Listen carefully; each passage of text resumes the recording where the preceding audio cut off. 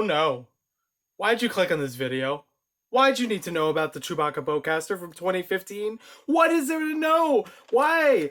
Why do you exist? Why are you so bad? This was from 2015, as I mentioned before. It's a Nerf blaster. It's based on Star Wars Episode 7. It's supposed to be a Chewbacca bowcaster. Doesn't really do much bowing. Even right now, I have the thing primed. Nope, can't even hit you. This thing was $25? You kidding me? And $50 for a green one just because it's green? What? Let's go over this. So you have a crossbow arrangement on this thing that's supposed to pull the string back, load a dart inside of here that primes the trigger, and then you press the trigger when it's through to actually fire it. But there's one thing they didn't quite count on. If you pull the string all the way back, as you might see here, that's kind of buried underneath. And I don't know how well this will show up, but as I pull the trigger, it's actually not moving anything. It's supposed to be the string right above, right in between two little teeth, two little notches. And then, by pulling the trigger, releases the bow. If that. It's not even doing it here, and I thought I knew how exactly this is supposed to go together. Finally, I got a hit. And even at that, you probably already blasted me. No, I don't have on me for the review the attachment that's supposed to be on the side of this thing. I use the word attachment loosely, though, because it's exclusive to this. It's only good for packaging or consolidating. Even though it's a really small thing on its own, it holds four darts. You're really not missing much. I do still own it, but it's scattered across the cosmos as far as I know. How about this thing on top? This is funky. This is useful. It is a rail attachment. If you wanted to add this to other blasters, sure. It does have the same rail and tooth association, but that works fine. Guess what? On all the promo material, all the marketing material for this, it has it backwards. This larger part being faced over here. And with that, you want to see what that's like? You want to see how that works? It doesn't.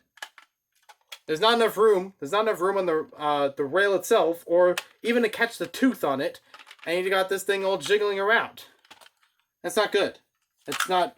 I don't know which way it's supposed to face. It makes sense to me that they would have it from larger to smaller, so you could actually focus in between. But it is just a piece of plastic. There's no magnification for it whatsoever.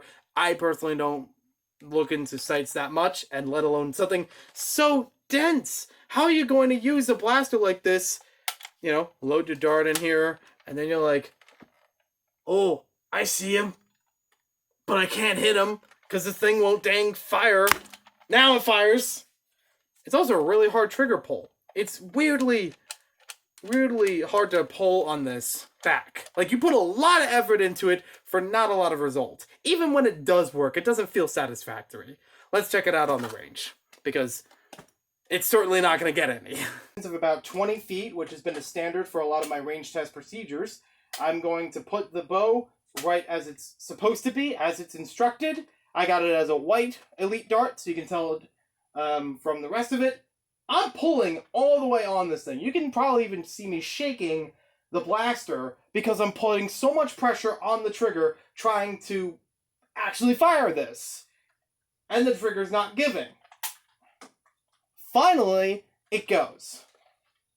So, NERF has done a lot of bows and bowcasters and crossbows, whatever you want to call them, over time. Here's a crossbolt.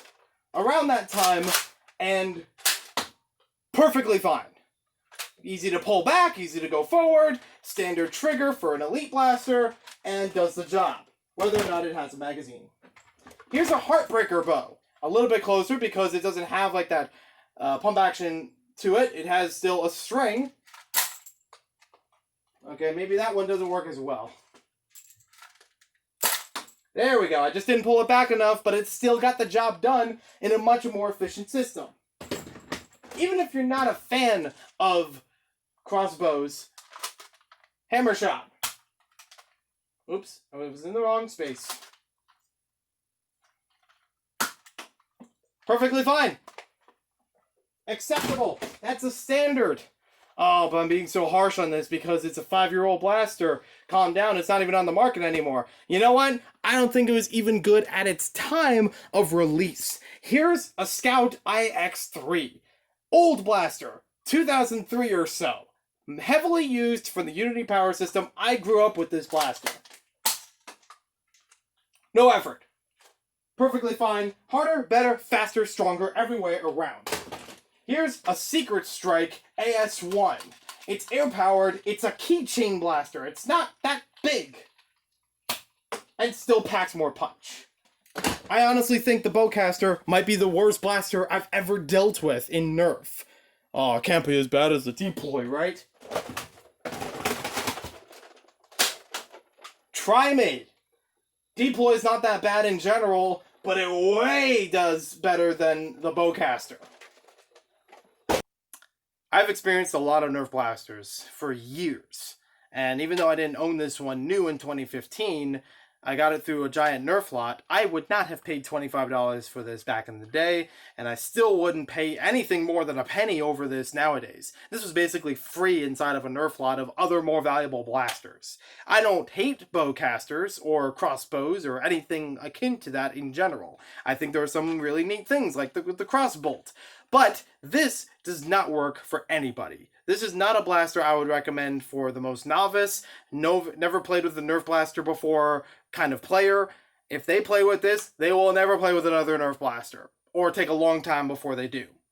And if you give this to someone experienced, they'll know exactly what kind of pain this is because the trigger is not a comfortable thing to pull back and actually functionally use. It'll take a long time, as you saw in the video, to actually get one dart to fire.